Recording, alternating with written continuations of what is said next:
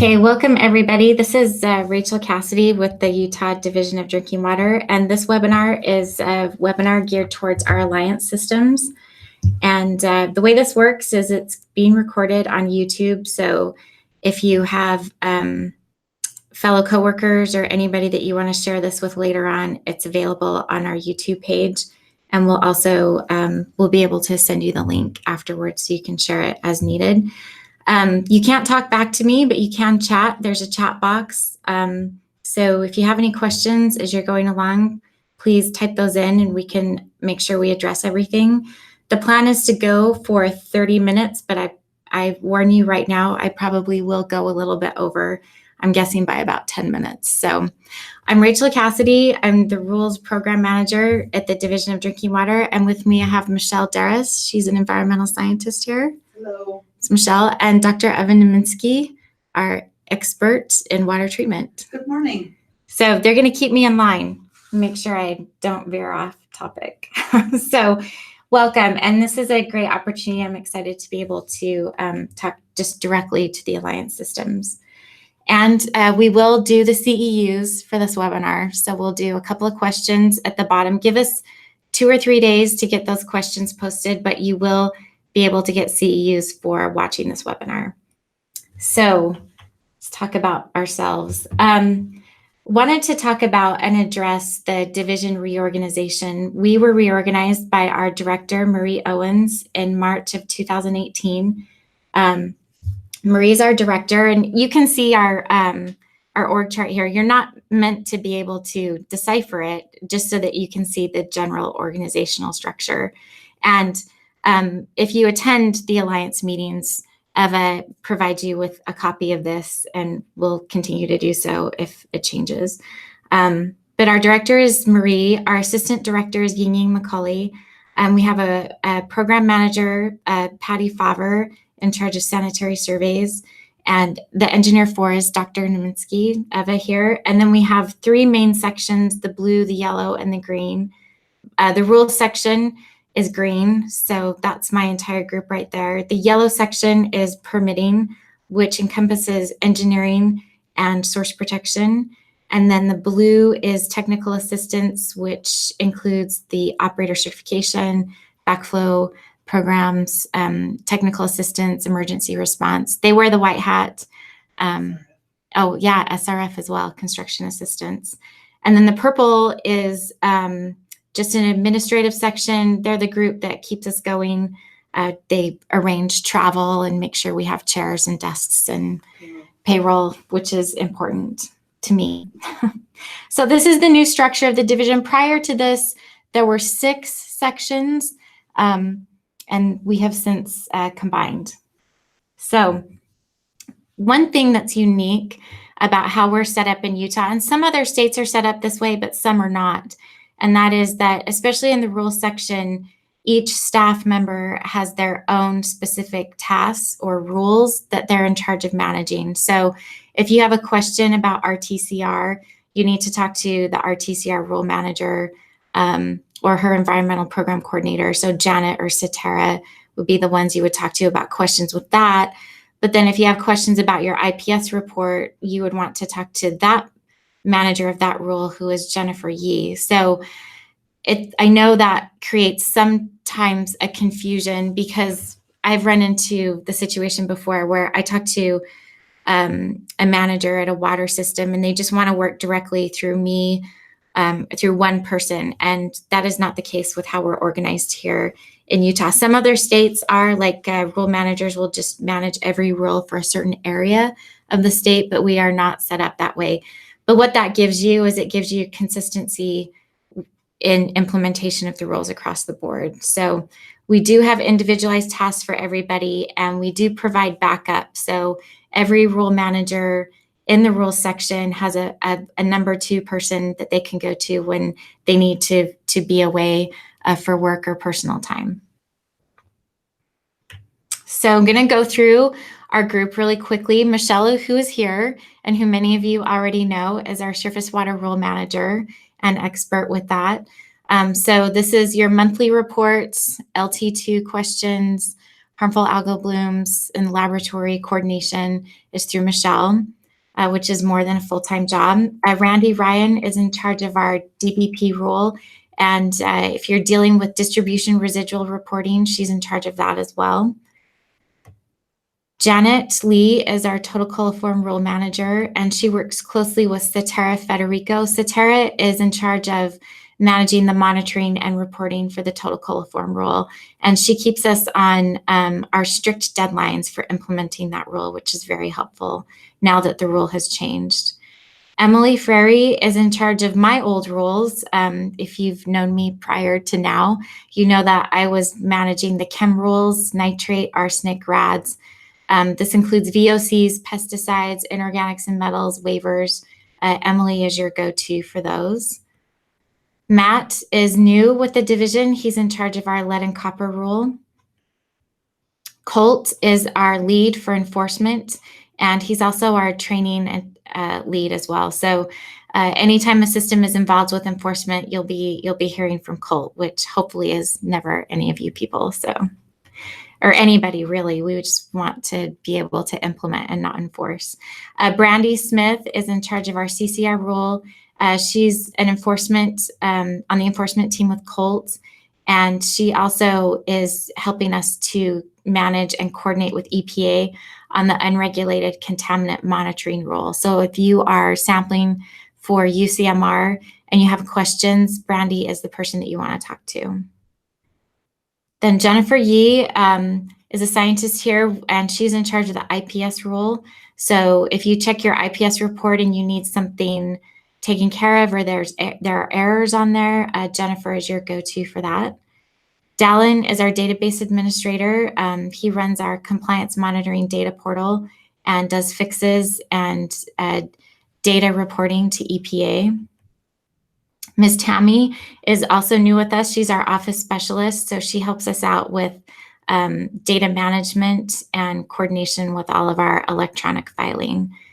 And she also manages our Waterlink portal. So I'll talk about that here in a minute and make sure you guys all get a portal account on Waterlink. And then that's me. I'm Rachel. That is my cell phone number. Please use it. You can text me. Usually during the work hours, I'm hard to get a hold of, and I recognize that and apologize for it. This is the current fix that I have, and that is I do appreciate getting texts. I do my best to return all my texts at the end of the day, and I can even sneak in a return to a text during a meeting if I tell Marie to look the other way. She can't tell.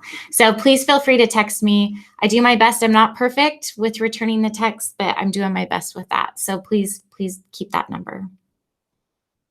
So in the rules section at the division, we're focused on data management. We get the data entered. We use, it's called SIDWIS. It's the State Drinking Water Information System that EPA wrote for us, and we've used it since 2006, and it works, so we'll take it. So we manage all of our data in SIDWIS. We verify it using SIDWIS. We use SIDWIS to run compliance, and then we also use it to report to EPA. Now, SIDWIS talks to Waterlink, which is what you're used to interfacing with. So anything that you're viewing in Waterlink on your monitoring schedule, your inventory, your IPS report, bacteria summary, anything of that nature that you're viewing on Waterlink is coming from SIDWIS. So when we make fixes to Waterlink, what we're actually doing is we're going into SIDWIS and making fixes there. And I feel like we have a really good handle on SIDWIS. We are one of the first states in line to migrate to the updated version of SIDWIS over the next few years. And we're in a good place with our data management. So we do have a lot of acronyms. I was teaching a class at the University of Utah the other day, and the first thing they said was, you need to stop it with the acronyms. So, but you guys know our acronyms. DDW, Public Water System, the dreaded Notice of Violation. A significant deficiency is an SD for us. That's a really big deal. And I'll talk here in a minute about the ETT, which is the EPA's sort of IPS version system. It's a point system that they have. Treatment technique, TT, IPS, of course, and then the three main types of public water systems. So just kind of the life cycle of being required to sample, and you take a sample and we've achieved compliance. The data is typically submitted by a laboratory, hopefully through CMDP, and CMDP stands for the Compliance Monitoring Data Portal. That's created by EPA. It's CMDP compliant for electronic reporting, so it's legally upholdable in a court of law. We don't need a hard copy if you've submitted through CMDP. And we don't have, the great thing about CMDP is there's a huge reduction in errors because there's no human touching, no humans, which is entering the data. Yeah. So I do promote the use of CMDP quite a bit and encourage you to talk to us, talk to Dallin, find out more about the Compliance Monitoring Data Portal. Utah was one of the first states in the nation to adopt this portal, and we currently have 8 labs reporting data through it directly. We have 10? I think it's 10 now. Oh my goodness. Now we have 10, you guys. It's crazy. It's super exciting. The majority of them. That's amazing. It's really exciting for us because it allows us to get more correct data, faster data, so our compliance is more correct. And when our compliance is more correct, there's less chance of sending out erroneous notices of violation, which is not it's not a happy place for you or for me. So data entry by hand, humans, if we get a hard copy or CMDP. And it's submitted by laboratories, but it can also be submitted by water systems as long as it's been done by a certified lab. So then the data is reviewed, it's entered into CIDWIS. We make sure that it's attached to the monitoring requirement in CIDWIS. And then when the compliance period closes, we are required to check for violations. So we do that. And then we send out notices of violation. If the notice of violation is wrong, then the water system will let us know, usually very quickly, which we appreciate. And then at that point in time, we do an SOX. We call it a SOX. But what it means is it means that the violation is returned to compliance. Now, if the notice of violation is the violation itself is returned to compliance, if it has this SOX on it prior to when I data dump CIDWIS up to EPA, which only happens every 6 weeks, then it's as if that violation never existed because it never gets reported to EPA. So there is a special secret window. Well, it's not secret, but I feel like not everybody knows about it, where if a violation is created, it can be destroyed prior to anybody at EPA knowing about it. However, I feel like your question to me would be, but it still shows up on my IPS report. And that is something that we're working on, just getting better data, quicker data through the CMDP we can avoid. Even though it shows up on the IPS report and we get rid of it quickly, we want to get to the point where it just doesn't even show up on the IPS report because we were right and you were right in the first place. So you guys, this is exciting. This is my favorite thing. This is the standardized monitoring framework. So EPA came up with this, and Utah did not adopt this until 2009. But the reason I bring it up is I just want to give kind of an idea of the timeframes that we are required to work under. So we are currently in the third period of the third cycle of compliance. We're here in 2018. And what this is you may remember prior to 2009, if you had a VOC or an inorganic, any type of sample that was due more than every 3 years, let's say you sampled for inorganics and metals in 2006, and it was a 3-year requirement, then you would sample again in 2009, exactly 3 years after. And if you sampled in 2010, exactly 3 years after, you would sample, or 2007, exactly 3 years after, you would sample in 2010. Well, in 2009, we moved to this brown chart, which is EPA's standardized monitoring framework, which means you sample during periods. So if you have an inorganics and metals sample due every 3 years and you sample in 2014, that's great. You fulfilled this 3-year requirement. Then you can take that sample again anytime between 2017 and 2019. You do not have to do it in 2017. So that is we used to call it, when I was getting trained on it, it was called buckets. And they would say, just tell water systems to fill the bucket with that sample, and that will allow that requirement. Now, I'm sure you can see that if you have a once every 9-year requirement, your burning question to me is, so what if I sample for asbestos, which is every 9 years, in 2002, can I then not sample again until 2019? And the answer is yes. As long as it's once within the 9-year period. That's exactly it. Yeah. So this standardized monitoring framework is something that we've been doing with all of the chem samples. It is not allowed. We cannot do it with disinfection byproducts and lead copper. Those still key off the date last sampled. But for anything not lead and copper and not DBPs, this applies. So keep that in mind. Use it in your training with your staff, and just understand that it is fairly new in my world, because new is 10 years or less. But it's important to understand, if you sampled in 2015 for something that's due every 3 years, you do have until the end of 2019 to take that sample. So that's a little bit of the calendar that we live in. And this is to kind of walk you through how a 3-month period works for us. So start of the calendar quarter is January 1st, let's say 2018. By the 20th, I am required to send notices of violation for the end of the last period. So for samples that were due by December 31st, which would be the end of a quarter, end of the fourth quarter, end of the year, if it's the end of a 3-year cycle, so on and so forth. So by the 20th, I have to get out notices of violation. Now, I have been at the division for 23 years, and we have not always been this tight on our deadlines, which has been a learning experience for you and for me. But this is how we roll now, and how we have been doing it for quite some time. I would say at least 2 years for total coliform, and probably more like 10 years for chems. So we're very tight on this deadline. We have to receive total coliform data by close of business on the 10th of the month, and we were required to get these notices of violation out the door. So, but then this magic window opens where we can resolve the validated violations without having to report them to EPA.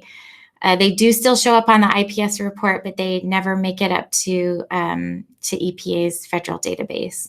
So if we send out a notice of violation, water system gets that letter in the mail, they call us, they provide information to verify that that violation is invalid, we can resolve that in the database without EPA ever finding out. But then by the 15th of the following month, so 45 days after the end of the quarter, I'm required to report to EPA for the previous period. So then I ship up data from CIDWIS to EPA, and then the quarter ends and that whole cycle begins again. So the whole point of this is just so that you can see that this special magic window wherein we can get these resolved without consequences with EPA showing up on any sort of federal reporting. So if you have questions on that, let me know. I don't see any questions in the chat, so I'm just gonna keep on going. So in the rules section, we are very database heavy. We have to be. We could not be even close to accurate or correct if we did not use the database to check for compliance for us. When we first moved to the database, we were going through 8,000 candidate violations by hand, and that is inappropriate to manage data that reflects the public health. Completely inappropriate. Yeah. So I'm excited that, 14 years later, we are not even touching those by hand. We're letting the business rules engine inside of the database check that for us, which you're welcome. So we are database heavy. We have to be, and it's better that way.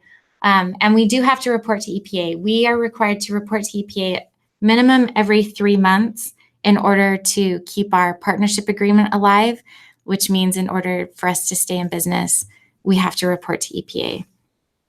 what do we report to EPA? We report 3 files: samples files, actions files, and inventory. Samples typically mostly include lead and copper. And if you were interested in what actually gets shipped up from your system, just give me a call and we'll give you the gory details. Actions files, that's fancy speak for a list of violations and violations that have been returned to compliance. And then inventory is just water system information. What EPA is looking for here is, does every water system have a person, a human being to contact? Is there an address? If it's an active system, does it have active facilities? Like if you report to EPA an active system with an inactive distribution system and inactive sources, EPA will give me an error and say, you got to figure out what's going on here, Rachel. You're smoking something crazy. This is not right. So it's just kind of a double check for us, and it's actually a really helpful tool. We have an amazing database manager at Region 8 EPA. She's genius level drinking water data management, and I rely on her a lot. And right now we're in a really good spot with our reporting with EPA. One thing about our data, this is a screenshot of CIDWIS, and the things in red that I want you to be able to see is that CIDWIS is a great data warehouse for drinking water data. We have the ability to list data as either for compliance or not for compliance. So that little box, that first red box up in the left-hand corner, if that box is not checked, then CIDWIS will not use that data for compliance runs. And so this allows us to get field results or lead in schools sampling results and be able to database it, manage the data, query the data, but that data never sees the light of day on Waterlink, and it never sees the light of day with EPA. So it's a great tool. And then you can see we can change the type of data. We can make it routine, repeat, triggered, confirmation, special. We've got field options, performance evaluations. Typically, when I get an investigative sample, we make sure that for compliance is unchecked, and we make sure that instead of routine, we list it as typically performance evaluation for an investigative sample. So that's how we handle investigative data. So going ahead, what to expect from rules in the future. We're getting our IPS rule to align more closely with the enforcement targeting tool, which is EPA's point system. So, and you probably have heard from Eva as well as the rules section and Marie about the revisions to the IPS rule, which are expected to be done by January 1st, 2020. We want to more heavily use the compliance monitoring data portal. I'm very excited that we are building right now a Waterlink upload feature. So what this means is that you will be able to log in to a place in Waterlink where you have access to your system's information, and you will be able to upload documents, sampling site plans, public notification, your monthly reports if you want to do it that way. What are some other, an OEL, your chlorine reports, if you have an OEL. Well, yeah, the level, probably the level, well, actually the level 1 assessment has a different spot in Waterlink, but it will give you, it'll give you access to upload documents, your consumer confidence report, and then you will be able to see that that documentation has been submitted. So it helps improve communication with me and with you. You can log into Waterlink and say, did they get my CCR? Well, you'll be able to confirm that yes or no without talking to human beings. So you're welcome. Yeah, that'd be great. No humans. I remember the days before Waterlink, so it's awesome. Okay, good. Yeah, Waterlink is my favorite. So lead and copper sampling site plans, we'll be talking to you about these very soon. We want to get them all updated in our response to better implementing the lead and copper rule. Surface water treatment reports, we would like to improve our compliance on that, looking at bin classification, making sure the CT calculations are being current. Yeah, and then verifying the log removal. And Michelle, did you have anything else that you wanted to let them know about as far as our improvements there? The bin classifications based off of LT2 are going to come out soon, probably by the end of this year. And then we're gonna start working with individual plants to look at their CT calculations and how they're doing those, and then demonstrating how they're getting their log removal. It's So fantastic. that's something we're gonna roll out kind of individually with each plant as we go along. Perfect. So yeah, we want to continue to improve compliance. The great thing about keeping to these tight deadlines in the Safe Drinking Water Act when we do run compliance is that it makes for good habits. I love to see water systems in the habit of talking to us, reporting to us on time, checking Waterlink, and just making sure that we're all just a very well engineered machine. Okay, so we are revising the IPS rule, which is exciting. We used to call it the report card rule back when it was implemented by Ken Bousfield around about 1996. And it's like golf, the more points you have, the worse off you are. So the point with the revision, we want to align the point values according to the risk to public health. So we have certain things, deficiencies that have a low number of points, but their impact to public health is high. So we need to make some adjustments there. We are currently giving credit points for an emergency response program, and if you have a certified operator at a level higher than is required for your system. So we're looking to see if these credit points mask deficiencies that need to be highlighted and addressed. And then we want to coordinate the IPS, which is the Utah point system, and ETT, which is the EPA point system. And then finally, we just want to simplify IPS. We have a lot of things that are like 3 points, you know, as my teenagers would say, some rando point number. So we don't want any rando points out there. We want, we're gonna have like 15, 25, 50. Oh, it's on here. I think it's too, wait, did you go too? We'll get there. Oh, I'm gonna say it's on getting the ahead side. of myself. Okay, so you guys know that the IPS report has two main sections. The first is deficiencies. So these are times when your system is inspected and physical deficiencies, issues with your physical facilities are noted, like a missing screen or events or finding an unapproved source or like a missing gasket. You guys know what I'm talking about. So we record these at the time of the survey or when we're inspecting, which another example of that is a level 2 assessment. And then when the water system provides proof of fix, we remove those off of the IPS report. Violations, you can have failure to sample, failure to report, quality violations, or you did sample, but then there were the results were not meeting the standards. For chemical sampling, those IPS points are removed when the sample is taken and we get a copy of those results. And then for coliform sampling, those points are removed after 12 months of operation. So how does ETT work? ETT was created in 2009 by EPA. They also assign points, and points are bad.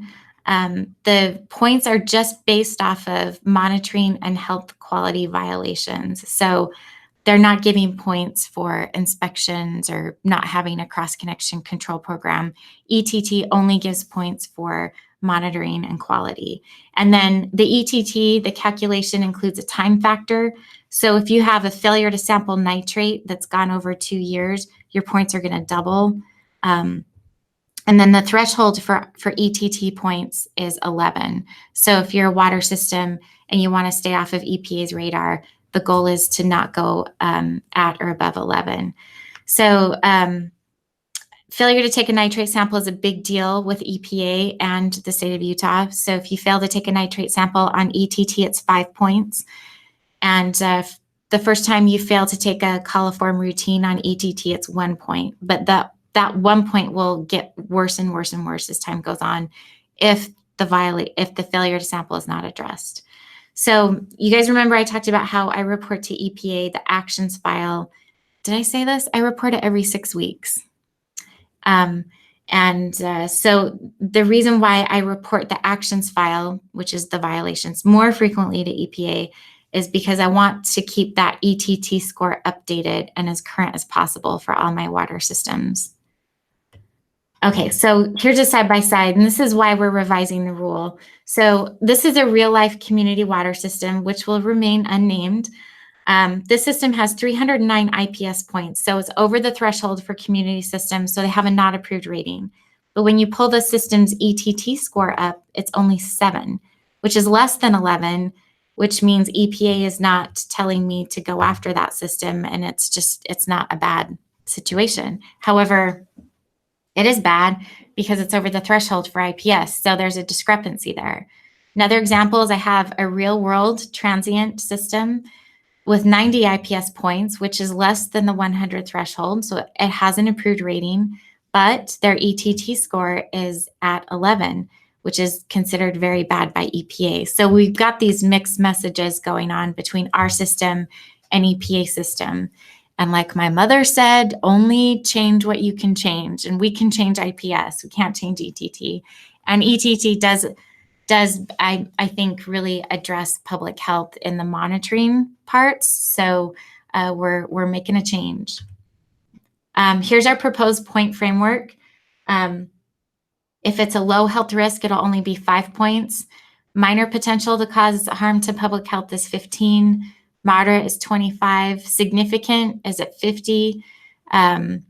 Certain types of monitoring violations is 100. And then if it's an imminent health threat, it'll be 200 points, which you and I know is not approved. It's important to remember that the point thresholds will remain the same, the 100, 120, and 150. Those won't change.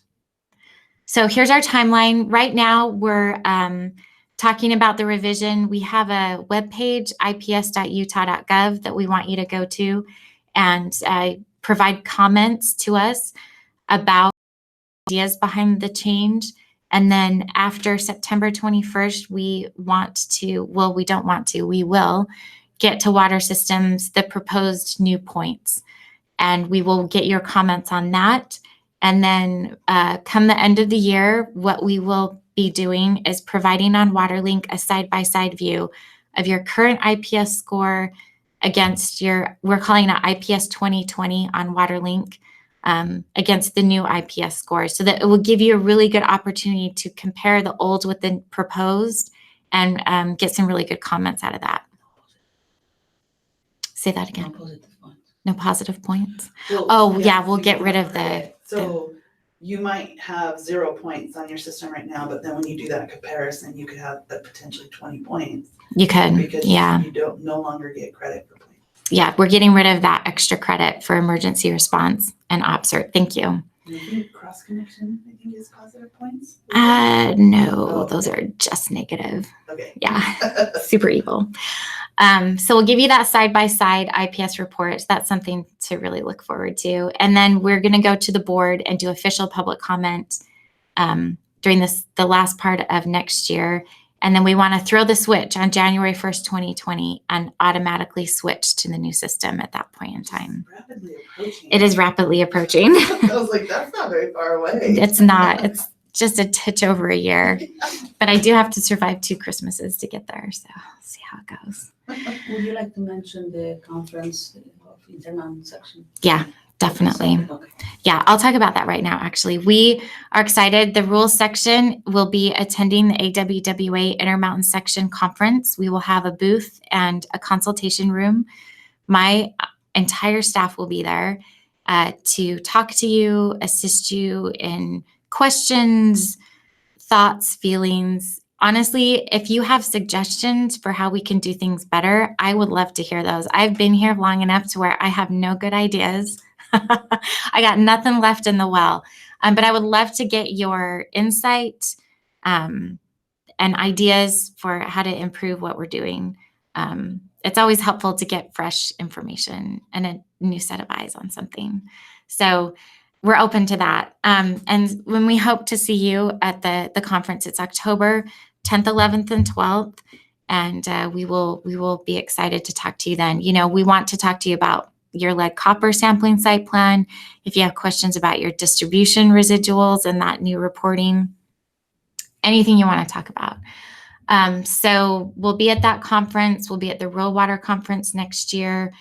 We do have our trainings. We have our monthly webinars, but we're obviously open to any webinars. It's a great way for me to communicate with you because there's no travel involved. And it's a great way for you to share our training with people who could possibly not attend at a specific date and time. So if they have webinar ideas of content they'd like to know more about, they can email you, right? Please let me know if you have a Cool. webinar you would like to have us do. And also, you guys are experts. Do a webinar for me. Do some training. We would love to host you here, or I will come to you with my fancy microphone. And we would love to have you do a webinar for water systems and provide some training. No pressure, but kind of a little pressure. We like to keep them to 30 minutes, but we're open. So our website is drinkingwater.utah.gov. That's my information. Please text me. I do my best. Definitely not perfect, but I do my best. So I want to show you the Waterlink portal. So this is Waterlink, and I'm not logged in, so I'm just like you.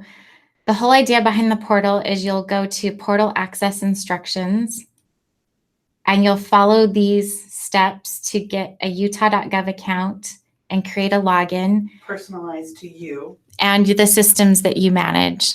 So once you request this login, it does sit in a parking lot before we approve it. So it's not automatic. We look at these portal requests. We make sure that the person is like a certified operator. If it's a unique name that we've never interacted with this person before, we start to make phone calls and make sure that the system should be having this type of access to this or these lists of water systems in the Waterlink portal. So it sits in a parking lot and we verify, and then we approve it, hopefully if it's correct. And then once that is approved in the portal, what you'll be able to do is you'll be able to access, I'm going to log in really quick.